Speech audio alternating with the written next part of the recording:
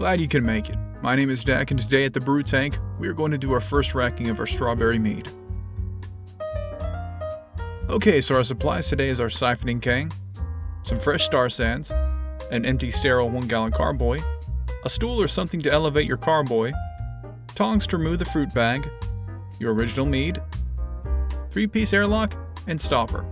Also, if you want to take a gravity reading or sample, you'll also need a hydrometer, graduated cylinder, and either a wine thief or baster. Okay, so first as always, we start off by sanitizing our workspace.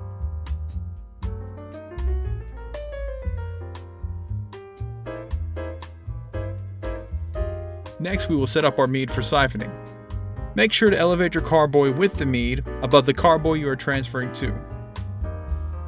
Gravity will do the rest once you get it started. I use this small stool for the smaller batches and go from the counter to the ground for the larger ones.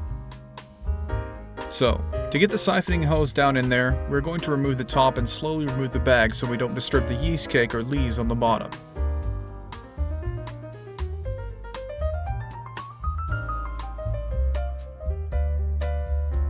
There was a little bit of sediment on top and between the fruit, but it will settle once it's in secondary.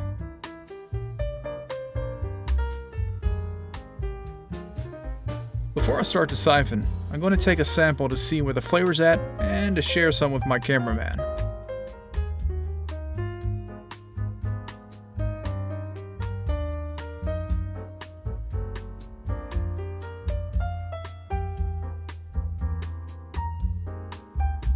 After we discuss these strawberries tasting like strawberries, I'm going to attach the cane using the side clip.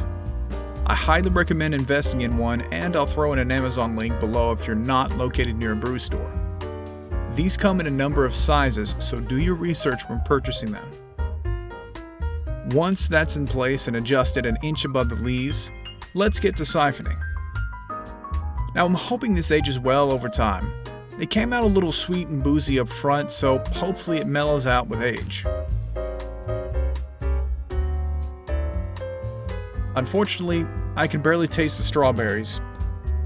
This probably needed more fruit and primary to start. I'll come back to this Melomel later and refine it more.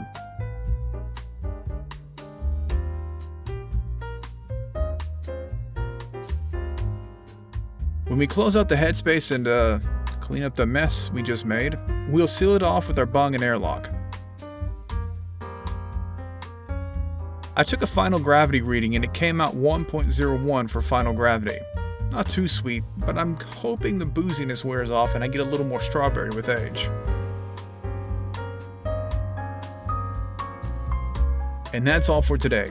Looks like we made another tasty mead and hopefully an even tastier one down the road. Thanks for joining me for a racking session, and I hope you enjoyed the video. Hit me with a like and subscribe if you want to see more, and I hope you try out your own meads in the comments section below.